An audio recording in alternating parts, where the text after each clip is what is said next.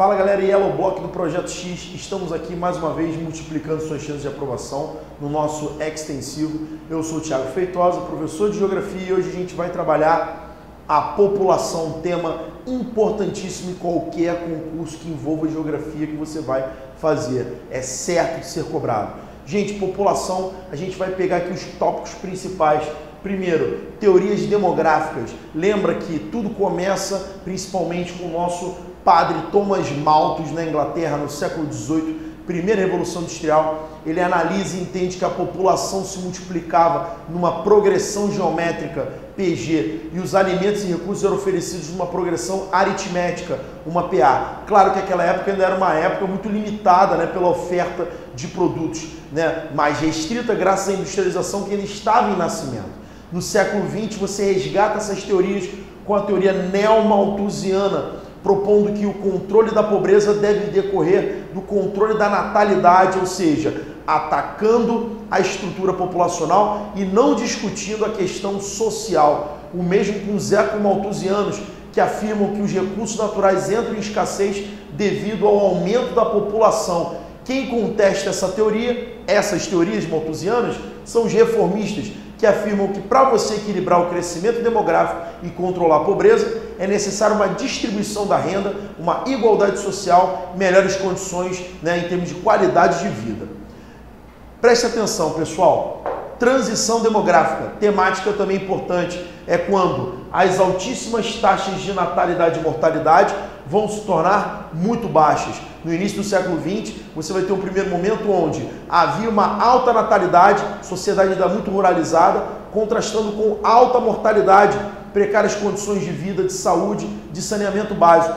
A partir do início do século XX, primeiras décadas, você vai ter o declínio da mortalidade e por isso a humanidade vai começar uma explosão demográfica.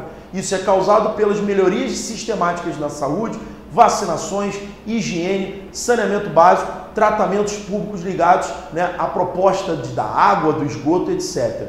Você vai ter depois o declínio da natalidade a partir dos anos 60 e 70, com a Revolução Verde, que gera uma grande repulsão de população do campo. Essa população vai para a cidade conviver com maiores custos de vida. E isso, obviamente, vai fazer com que haja uma menor procriação, com que haja entrada da mulher no mercado de trabalho e também, né, gente, o maior acesso aos métodos contraceptivos. Consequentemente, a natalidade começa o seu declínio, chegando ao momento onde a humanidade começa a se aproximar. Muitos países já entraram nessa fase, o Brasil se aproxima dela, que é a implosão demográfica, onde a natalidade fica inferior à mortalidade. A mortalidade tende a uma estabilização e a natalidade ela cai cada vez mais pelo estilo de vida consumista, capitalista, individualista, né, da atualidade, e também as questões relacionadas, né, às próprias tecnologias de procriação, onde você tem mais contraceptivos, planejamento familiar e outros fatores que auxiliam nesse controle da natalidade, o que pode ser problema para muitos países. Agora, pessoal, vamos analisar aqui as pirâmides etárias. A pirâmide é composta por 3 níveis. Os jovens de 0 a 19 anos, que compõem a base. Os adultos de 20 a 59 anos, que compõem o corpo. E os idosos com mais de 60 anos, que compõem o ápice, né, ou o topo. Lembre, pessoal, que essa pirâmide triangular bonitinha, ela vem se modificando muito nos últimos anos. Por quê? Porque a base está em estreitamento devido à queda da natalidade e o ápice está em alargamento devido à queda da mortalidade. Então devemos atentar para essa questão. Esse estreitamento da base pode comprometer o futuro da economia. A PEA, o que é PEA? População economicamente ativa. Quem compõe principalmente essa PEA? Os adultos, nos setores primário, ligados à matéria-prima, setor secundário, transformação e industrialização, e o setor terciário de comércio e serviços. Lembra que hoje nós temos um predomínio de população atuando no setor terciário. É a terciarização ou hipertrofia do setor terciário.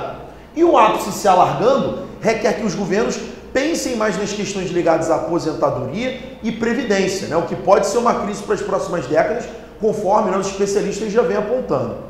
Para finalizar, pessoal, lembrar que essa população ela não é fixa, ela é dinâmica. Então você vai ter as migrações. O êxodo rural é o movimento migratório mais famoso e importante da história da humanidade. É a saída de população do campo em direção às cidades, normalmente causado por concentração de terras, fundiária, e mecanização das atividades agrícolas. A migração de retorno é uma tendência forte no Brasil, que nos últimos anos cresceu, que é a saída de pessoas das grandes cidades em direção ao interior, buscando oportunidades na descentralização industrial. Muitas indústrias hoje buscam localidades interioranas, gerando empregos e oportunidades, o que tem atraído populações. Movimento pendular é um movimento diário, normalmente entre periferias ou cidades de dormitório nas áreas das margens das cidades, em direção ao centro para trabalhar, estudar e um retorno para essas residências no final do dia. Esse movimento em forma de pêndulo acaba sendo chamado de pendular. Movimento sazonal transumância é um movimento temporário, motivado por razões de trabalho ou por razões naturais ou climáticas. Muito comum na Finlândia pessoas saírem de áreas montanhosas muito frias e se deslocarem para áreas mais planas, onde as temperaturas no inverno são um pouco mais altas. Então é uma movimentação temporária com retorno posterior ao ponto de origem. E o nomadismo é um movimento populacional constante, sem fixação definitiva de residência.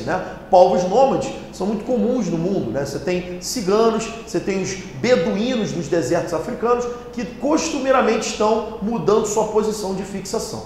Espero que tenha ajudado vocês, pessoal. E agora vai lá, trivela na picanha, chuleta no alho e vamos que vamos, pessoal. Um abraço.